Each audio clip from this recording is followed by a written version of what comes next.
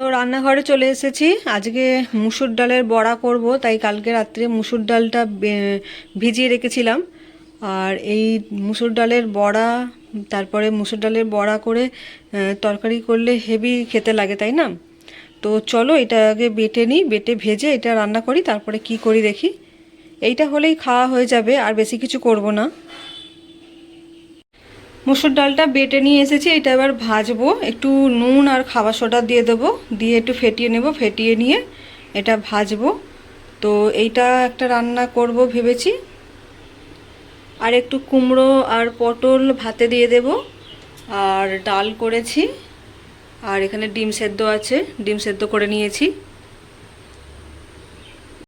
মুসুর ডালের বড়াটা তরকারি করব, তার জন্য আলু ভেজে নিচ্ছি, আলু দিয়ে করব আজকে।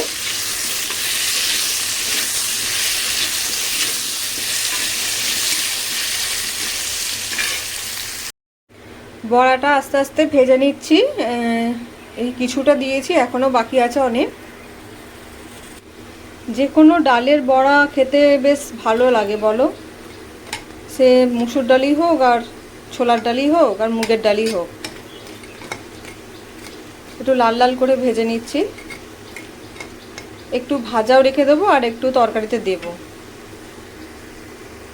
সব বড়াগুলো ভাজা হয়ে গেল, এবার কিছু ভাজা রেখে দেবো আর কিছু ওই আলু দিয়ে একটু তরকারি করছি, ওটাতে দিয়ে দেব।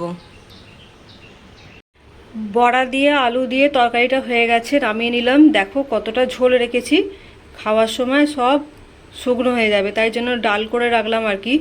আসলে ওরা খেতে পারে না শুকনো শুকনো, তাই ডালটা করতেই হয় আর কি। তো চলো, রান্না মোটামুটি কমপ্লিট। হ্যালো এভরিওয়ান, তো সবাই কেমন আছো? আশা করি তোমরা সবাই খুব ভালো আছো, আমিও খুব ভালো আছি। তারপরে সব কিছু কমপ্লিট করলাম, রান্না বান্না স্নান পুজো সব হয়ে গেছে। এই সবে 9টা 10 বাজে। তো এখন কিছু করার নেই, আপাতত এখন একটু বসবো, বসে রেস্ট নেব। তো আজকে প্রথমে রান্না বান্না শেয়ার করেছি, তারপরে তোমাদের কাছে এলাম। তো যাই হোক, চলো এখন আপাতত কোনো কাজ নেই, এখন একটু বসি। তারপরে তো আমাদের দুদিন ধরে কাজের লোক আসছিল না, তারপরে আজকে এসেছে। আজকে এসে বলছে বৌদি জ্বর হয়েছে, জ্বর হয়েছিল তাই জন্য আসতে পারিনি। তাই আমি কিছু আর বলিনি আর কি, শরীর খারাপ হলে আর কি করা যাবে। তো যাই হোক, আজকে এসেছে, আজকে এসে কাজ টাজ করে দিয়ে গেল। ভালো হলো, আমার তো একটু কাজটা কম হয়ে গেল, শরীরও সুস্থ আছে বলেই এসেছে আজকে।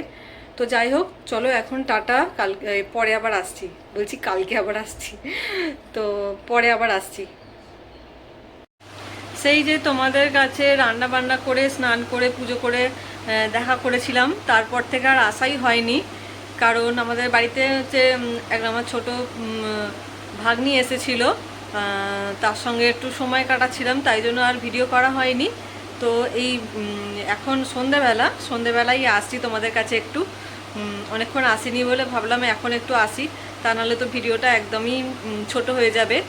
তো এই সব কাজ মেটালাম, রুটি করা, চা করা, জামা কাপড় তো আগেই তুলে নিয়েছি, কেননা বৃষ্টি হচ্ছিল তো, তাই ঘরে দিয়ে দিয়েছি। তো এই কাজগুলো মিটিয়ে এই বসে আছি, ফোন টোন ঘাঁটছি। এবার একটু বাইরে যাব, মানে বাইরে মানে আমাদের রুম থেকে বাইরে একটু গিয়ে একটু ঘোরাফেরা করবো আর কি। তো এই হলো আমার সন্ধেবেলার বিকালবেলার রুটিন। তো সেই দুপুরের সেই সকালের পর থেকে এই বিকালে আসছি আর কি। বিকালও নয়, এখন সন্ধে হয়ে গেছে, এই 6টা বাজে আর কি। তো চলো আবার একটু পরে আসছি। তো বন্ধুরা, রাত হয়ে গেছে যথারীতি, তো এবার ডিনার করব। ডিনার করে আর আসবো না, তাই এখনই চলে এলাম। এসে ভাবলাম যে একটু গুড নাইটটা জানিয়ে দিই তোমাদেরকে। তো গুড নাইট, সুইট ড্রিম, সকলে খুব ভালো থেকো, সুস্থ থেকো। কালকে আবার একটা নতুন ভিডিও নিয়ে দেখা হবে। আজকের মতো টাটা।